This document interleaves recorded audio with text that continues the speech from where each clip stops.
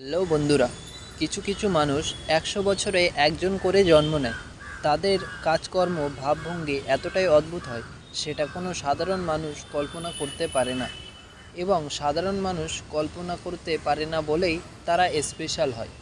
তো আমার আজকের ভিডিওতে এমন একজন স্পেশাল মানুষকে আপনাদের দেখাবো, যার এক্সপ্রেশন, রিয়াকশান এবং কাজকর্মের ভাবভঙ্গি দেখলে আপনি সত্যিই খুবই অবাক হবেন। তো আপনি তো এত সময়ে বুঝতে পেরেছেন আমি কার কথা বলছি। হ্যাঁ, আমি বলছি আইশো স্পিডের কথা। তার এই ভাবভঙ্গি অদ্ভুত হলেও ফ্যান্সদের কাছে সেটা খুবই এন্টারটেইনিং। সেই জন্য আইশো স্পিড আজকের সময়ে একজন সোশ্যাল মিডিয়া সেলিব্রিটি।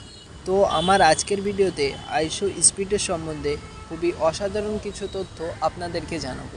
তো আইশো স্পিডের জন্ম হয় ২১ জানুয়ারি ২০০৫ সালে ইউএসের ওহাইও রাজ্যের সিনসিনাতি শহরে, এবং ২০২৪ সাল হিসেবে স্পিডের বর্তমান বয়স হলো ১৯ বছর।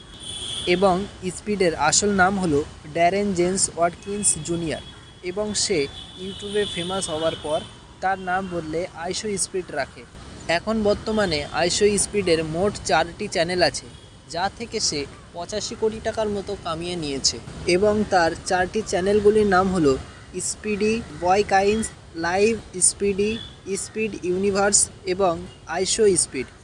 এই 4টি চ্যানেলের মধ্যে তার মেন চ্যানেল হলো আইশো স্পিড, যাতে প্রায় 34 মিলিয়নের মতো সাবস্ক্রাইবার রয়েছে এবং 3.2 বিলিয়নের মতো ভিউজ রয়েছে।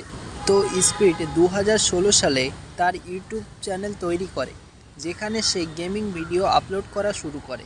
এবং 2021 সালে সে তার ব্যক্তিত্ব ও আজব স্বভাবের জন্য সোশ্যাল মিডিয়াতে পরিচয় পাওয়া শুরু করে। কিন্তু এর সাথে সাথে তাকে টুইচ এবং ভ্যালোরেন্ট গেম থেকে নিষিদ্ধ করা হয়।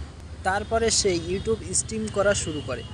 আইশো স্পিড এমন একজন মানুষ যে খুবই দুঃসাহসিকতার কাজ করে রেখেছে। যেমন স্পিড একটি চলন্ত ল্যাম্বরগিনির উপর দিয়ে লাফ মেরেছিল, যেটা খুবই বিপজ্জনক। সেজন্য আইশো স্পিডের এই ভিডিওটা ইউটিউব থেকে ডিলিট করে দেওয়া হয়। এবং আইশো স্পিড অলিম্পিক উইনারের সাথে প্রতিযোগিতা করে এবং সে অল্প একটুর জন্য হেরে যায়। এবং স্পিড মনে করে সে পরবর্তীতে তাকে হারিয়ে দিতে পারবে। এবং সে ফুটবল ইতিহাসের সবথেকে বড় খেলোয়াড় রোনাল্ডো এবং ক্রিকেট ইতিহাসের সবথেকে বড় খেলোয়াড়ের খুবই বড় ভক্ত। স্পিড সে তার অত্যন্ত চেষ্টার ফলে রোনাল্ডোর সাথে দেখা করার সুযোগ পান, এবং রোনাল্ডোর সাথে দেখা করে সে খুবই উৎসাহিত এবং নার্ভাস হয়ে পড়ে। আর বন্ধুরা, আমি যখন প্রথমবার স্পিডের ভিডিও দেখেছিলাম, তখন আমার মনে হয়েছিল এ শালা কী পাগলামি করছে।